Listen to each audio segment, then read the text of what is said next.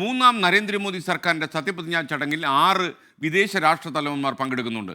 ചടങ്ങിൽ പങ്കെടുക്കാൻ ബംഗ്ലാദേശ് പ്രധാനമന്ത്രി ഷെയ്ഖ് ഹസീനയും സീഷെൽസ് വൈസ് പ്രസിഡന്റ് അഹമ്മദ് അഫീഫും ഡൽഹിയിൽ എത്തിച്ചേർന്ന് കഴിഞ്ഞു. അച്യുതൻ മറ്റ് അപ്ഡേറ്റ്സുമായി നമുക്കൊപ്പം. ഗുഡ് മോർണിംഗ് അച്യുതൻ, പറയൂ വിവരങ്ങൾ.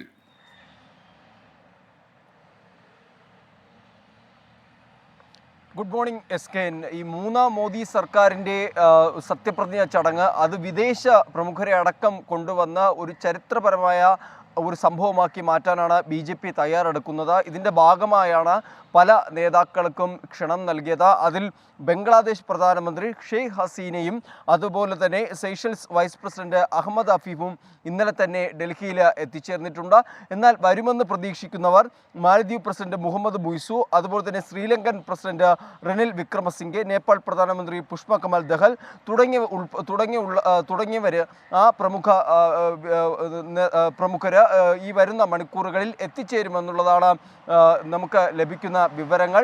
ഒപ്പം തന്നെ പല ലോകരാഷ്ട്ര നേതാക്കളും ഇതിനോടകം തന്നെ ആശംസകൾ നേർന്നിരുന്നു. American president Joe Biden, Russian president Vladimir Putin, അങ്ങനെയുള്ള ഒരുപാട് തലവന്മാരും രാഷ്ട്രതലവന്മാരും ഇതിനോടകം തന്നെ ആശംസകളും നേർന്നിട്ടുണ്ട്.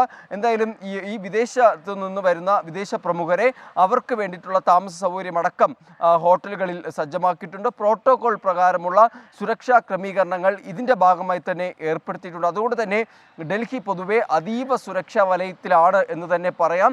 ഈ വിദേശ പ്രമുഖർ ഈ ഡൽഹിയിൽ തങ്ങുന്നത് കൊണ്ട് തന്നെ കനത്ത സുരക്ഷയാണ് പലയിടങ്ങളിലും ഒരുക്കിയിരിക്കുന്നത്. ഇതിനു മുൻപ് ഇത്തരത്തിൽ G20 നടന്ന സമയത്തായിരുന്നു ലോകരാഷ്ട്ര നേതാക്കൾ ഇന്ത്യയിൽ എത്തിച്ചേർന്നത്. അന്നും പഴുതടച്ചുള്ള സുരക്ഷാ ക്രമീകരണങ്ങൾ നടത്തിയിരുന്നു. ഇത്തവണയും ആ രീതിയിൽ തന്നെയാണ്. അതായത് പ്രധാന റോഡുകളിലെല്ലാം ബാരിക്കേഡുകൾ ഇതിൻ്റെ ഭാഗമായി സ്ഥാപിച്ചിട്ടുണ്ട്.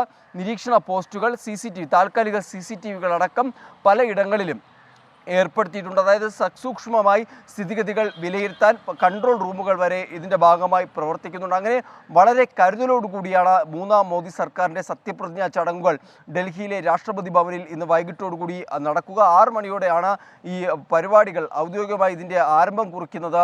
6 മണിയോടെയാണ്. എന്തായാലും കനത്ത സുരക്ഷാ വലയത്തിലാണ് ഡൽഹി നിലവിലുള്ളത്. Okay, thank you Achuthan.